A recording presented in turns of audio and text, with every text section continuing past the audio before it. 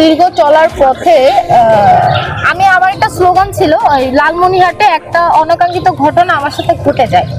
এটা নিয়ে আমি যখন প্রতিবাদ করি, পুরো দেশের মানুষ আমাকে প্রচন্ড সহযোগিতা করে, আর আমি হচ্ছে যে এটার একটা সলিউশনও পাই।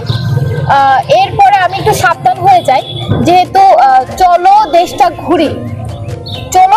ঘুরি যে বলে, এখানে আসলে মেয়েদের জন্য বিশেষ করে বলা হয় না, এটা আসলে ছেলেদের জন্য, কিন্তু মেয়েদের জন্য এই নিজের দেশে ঘোরাটা অনেক টাফ। সেই জায়গা থেকে আমি খুব চেষ্টা করি যে ঝামেলা থেকে এড়াই চলার। যেহেতু আমার সাথে এক ধরনের একটা অনাকাঙ্ক্ষিত ঘটনা ঘটে যাওয়ার পরে আমি হয়তো অনেক সাবধান হয়ে গেছি। আর যদি পরিবার থেকে বলি, আমাদের ফ্যামিলি অনেক কনজারভেটিভ। আমার পুরা হচ্ছে পরিবার থেকে আমার মতো পাগল মানুষ কেউ নেই।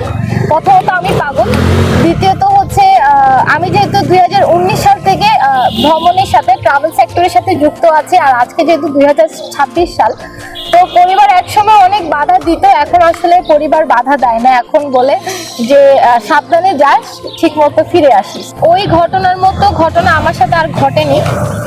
আমি আমার এইটুকু চলার পথে, আমি যদি বলি 100-90% মানুষই আমি ভালো পেয়েছি।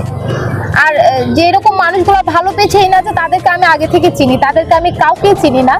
তারা নিজ থেকে আমার সাথে যোগাযোগ করে, সোশ্যাল মিডিয়ার মাধ্যমে নিজ থেকে যোগাযোগ করে, ওরাই থাকার খাওয়ার ব্যবস্থা করে দেয়। হ্যাঁ, এখনো যশোরে আছি, এক মায়ের বাসায় আছি, দাদার বাসায় আছি। তো এরকম প্রত্যেকটা জেলায় কোনো না কোনো ভাবে আমাকে সবাই সহযোগিতা করে। মানে আপনি কখনো অনিরাপদ মনে করেন, যে মনে করেছেন কখনো যে? না, নিরাপত্তাটা আসলে অনেকটা নিজের উপরে ডিপেন্ড করে, বাকিটুকু হচ্ছে অন্যের উপর।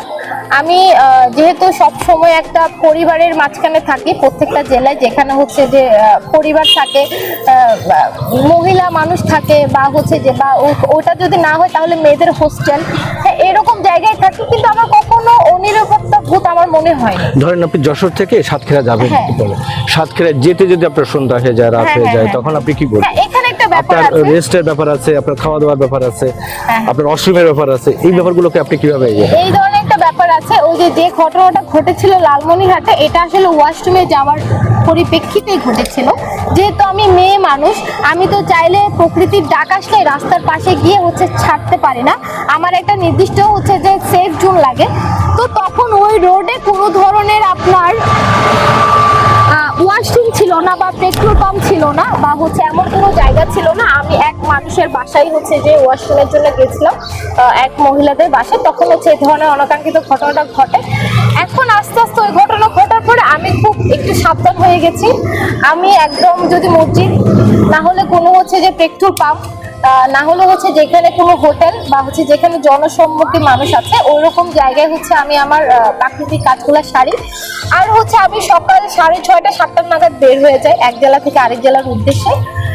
সন্ধ্যার আগেই আমি হচ্ছে আমার এই হাঁটাটা স্টপ করি, চেষ্টা করেন যে চেষ্টা করি সন্ধ্যার আগে হচ্ছে আমি আমার এই হাঁটাটা স্টপ করে দিই। এরপরে হচ্ছে যে যেখানে আমি থাকবো, বা যেখানে আমার থাকার ব্যবস্থা হচ্ছে ওনারা করেছে, ওইখানে হচ্ছে করে ট্রান্সপোর্ট নিয়ে চলে যায়।